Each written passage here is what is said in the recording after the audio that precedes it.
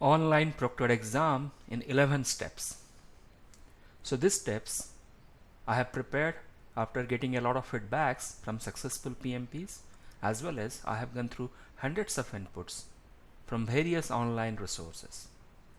These steps are going to be applicable for all PMI related exam which are conducted in an online mode with the help of a proctor. That is, it is going to be applicable for your PMP exam, or if you are taking an SCP exam, or PBA or CAPM, or any other exam. There are certain variations when you take the exam, basically with respect to longer duration such as PMP, which is a 4 hours duration, or PBA, which is a 4-hour duration, and shorter duration exam such as SCP or CAPM. Wherever there is a variation, I am going to speak about them explicitly. Listen carefully to the steps. It is a very simplified set of steps, and I believe it is going to help you as you go for the online proctored mode. The content of online proctored exam has been divided for this particular set of videos into two parts.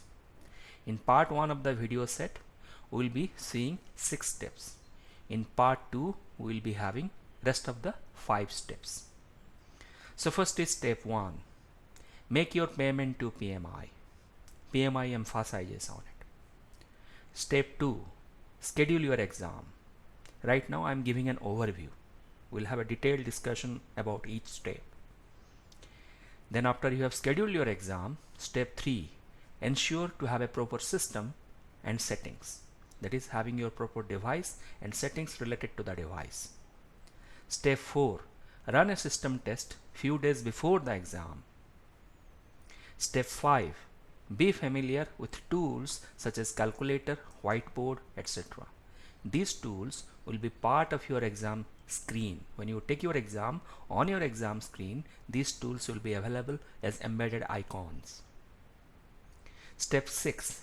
Self check-in 30 minutes before the exam day. So because you are giving the exam in an online proctored mode, so you have to do a self check-in. When you go to a center, physically travel to the center coordinator will do the check-in for you. Here, because you are taking the exam on your own in an online mode, you have to do the self check-in, and it will be available 30 minutes before the exam day. That's link for check-in. The proctor means, proctor here is basically a person who is going to guide you in your process. Then in the part 2, we have rest of the steps. In step 7, begin the exam. Step 8, take the 10 minutes break. We'll see this 10 minutes break which is built into the exam in 3 sub-steps. This 10 minutes break is applicable for longer duration exam such as PMP or Project Management Professional, or PBA Professional Business Analyst, which is 4 hours of duration. This 10 minutes break is not applicable for shorter duration exam such as ACP, that is Agile Certified Practitioner, or you have CAPM, which can be 1.5 hours or 3 hours. For those kind of exam, this break is not applicable. Now this break does not count towards exam duration. It is outside the exam duration.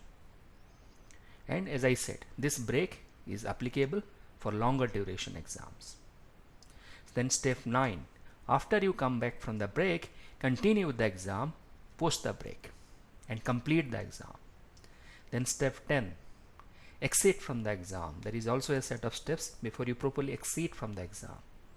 Then step 11. Celebrate your success. Additionally, I have an important note for you which is telling you simultaneously as you go through the videos, you must read before, during and after the XYZ exam.docx. So there is a document called before, during and after the PMP exam if you are giving your PMP exam.